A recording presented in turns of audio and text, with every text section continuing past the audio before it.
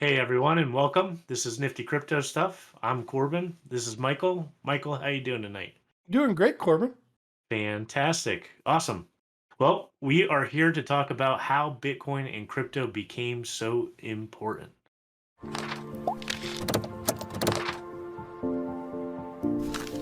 Yeah, we talk. We're going to go through this, and it's a three-part series. But the biggest thing that I think I want people to take away when we talk about this stuff, right? Because we talk Hmm. about it a lot, is Yeah. that Bitcoin and crypto is about technology. It is not about money.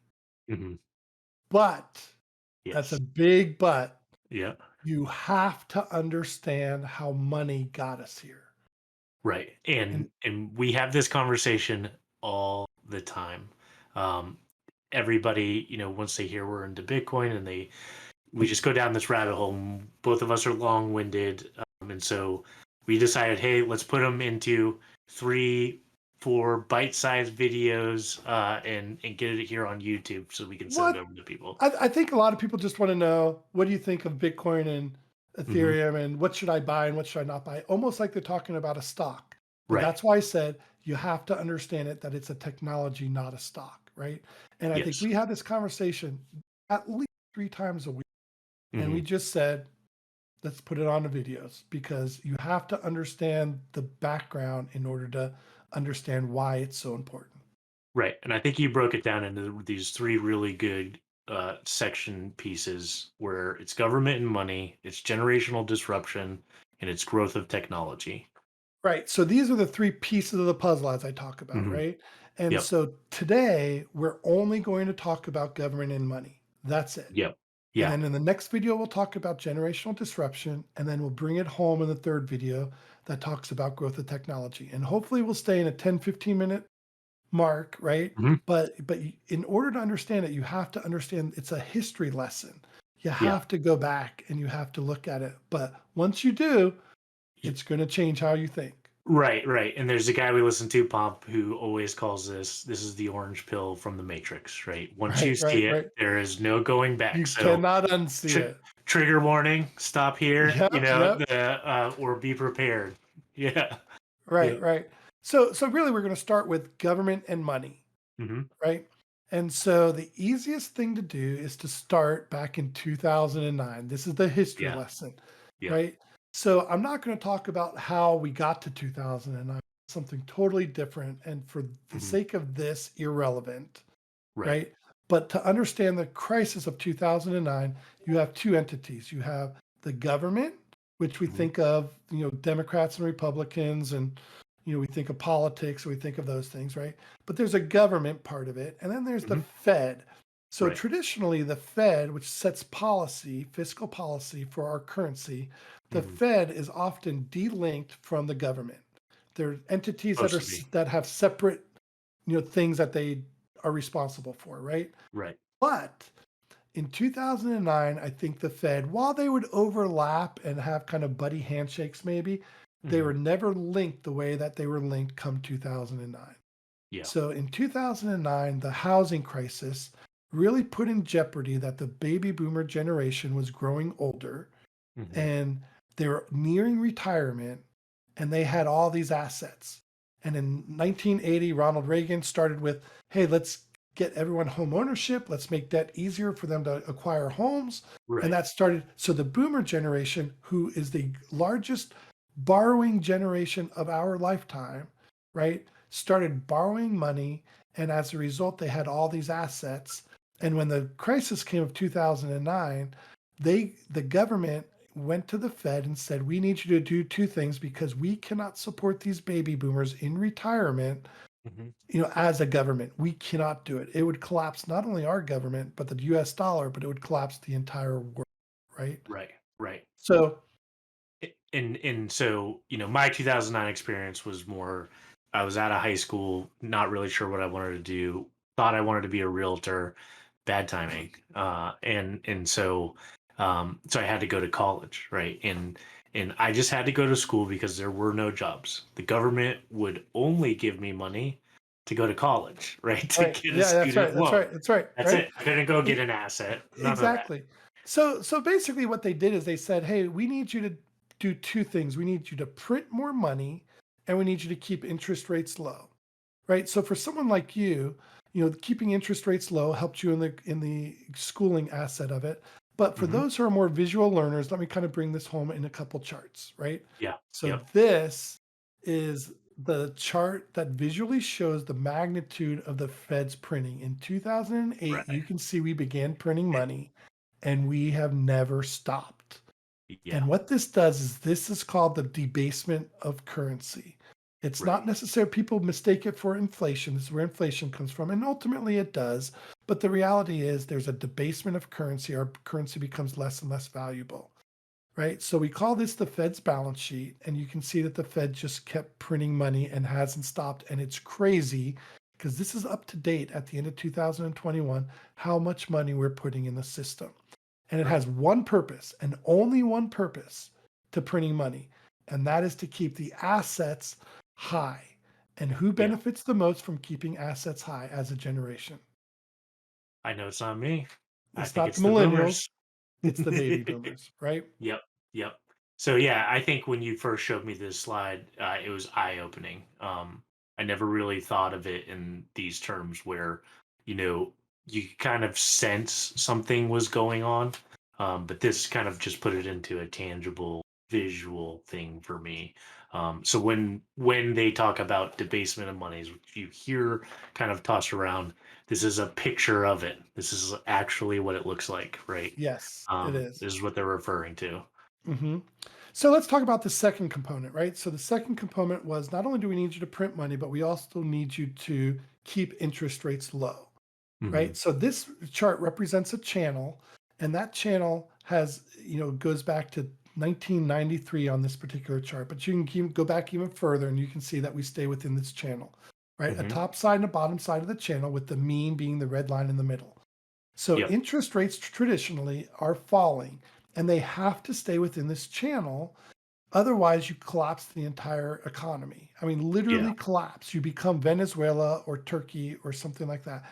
The entire, you know, government and entity just collapses, right? Right. And so they cannot, you know, increase interest rates really beyond probably 3% now. We're at probably 1.75% today, you know, Yep. and so they're talking about raising three, four, or five times, you know, and we'll see what happens. But Right. I would doubt that they're going to go very much over, you know, That 3% four or number, five two and a times. half. They Yeah. just can't do it because if you Right. do that, what do you collapse? You collapse assets, and you Right. still have these baby boomers who have all these assets. So interest rates have to stay low. And we're Hmm. going to see that interest rates eventually will go down to zero. We've seen this in Japan 20 years ago, Yep. right? But we're going to stay within this chart, right? And so, you know, debt has never been cheaper to buy. Yeah. They've trapped themselves, and I never really paid any attention to interest rates. You know, you talk about I could only get a student loan, and it that's all it was. I didn't have Yeah, options. yeah, I wasn't shopping around at banks like, hey, what's the best interest rate? It was yeah, just if I want to go to college, I had to take a loan out. The particular college I wanted to go to was very expensive, and they slapped me with this 10% interest rate on my student loan, and I was an 18-year-old idiot who had no idea what I was doing. right, You know, right, and I didn't have access to other interest rates for other things, right? And so that right. was my only experience. That's right. And so you realize that banks don't even make a lot of money off of the interest anymore like they Yeah. used to, right? And so the Fed can't raise interest rates much more because we also pay interest on the Fed's balance sheet, Hmm. which you can imagine what that looks like because the Fed's balance sheet has just right? Right. Right. So let me kind of show you this in the terms of assets, right? So there's Yeah.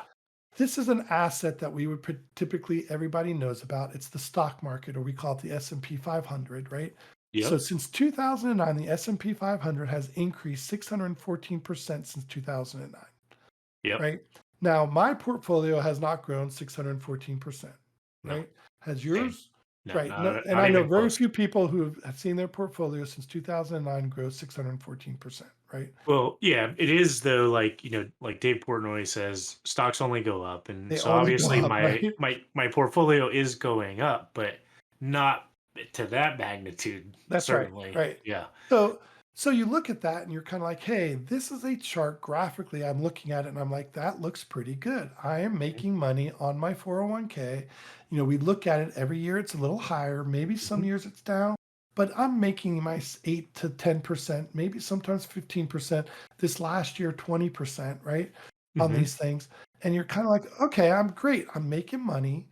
That's Yeah. awesome. But because of the amount of money that we put in the system, that money is actually Yeah. buying you less and less, which is inflation, but it's also the debasement of currency. So let me show you this chart. This is the same exact chart that I'm showing you here. Right. Mark this in your mind the way it looks. Oh, And yeah. I'm going to show you the same chart when comparing it to the Fed's balance sheet. Yeah. I mean, This is when I when 2009. when you first showed me this, I think I instantly was like, "Wow, that looks bad." I mean, I couldn't even help myself but say that when I That looks saw this terrible, chart. right? Yeah. So when we compare our S&P 500 to the Fed's balance sheet, we have not made money, real money over the Mhm. last 12 years. We've actually lost money over Right. the last 12 years. We haven't even gotten back to where we were able to buy pre 2009, Yep. right? Because the Fed's just pumping money into it. So Mhm. this is for a business owner, this is a very real chart for us. So there are two parts to this. There are three parts to this. The first part is assets. We see that assets have gone up, not in a real way, but Yep. in the prices have gone up of assets. Mhm. But then you have the second part, which is CPI. So Yep. we use CPI, which is the consumer price. So you have assets, you have consumer prices, and Mhm. then you have wages. So consumer prices have not gone up significantly, in the last 12 years, 10 years, or whatever it is. And so we Right. use this to say, hey, consumer prices stay within, 1 to 3%. And as an employer, I base your salary or your increase off of CPI. Right. So if you're a really good employee, typically I'll give you CPI plus 5%, right? Right. Or whatever it is. But most people are just getting a cost of living increase, which is about 3%, right? Yep. Because the consumer prices, meaning your eggs, your grocery store prices, gasoline by and large, all these prices are staying within that 3%. Mhm. It's not raising the same rate that assets are. I So was gonna say, my salary compared to that S&P 500 asset chart, yeah, not even close. that's right. You need to talk to your boss about that, right? Yeah. Hey, so what are you So doing tomorrow? yes. And here's why, as an employer, we Mhm. can't increase wages much more than CPI because the consumer prices don't actually increase. Right. So therefore, my products aren't going to get purchased because I sell a consumer good. My Mhm. pro my The public is not going to purchase my product Yep. because the CPI is not going up, right? It's this Right. circular thing. But as a result, anybody who doesn't already have assets is going to continually fall behind when it comes to the cost of assets, Right. right? And so Constant this chasing. is this is the problem that we have, and we are always going to have it. And let me just say this: this is not a political problem.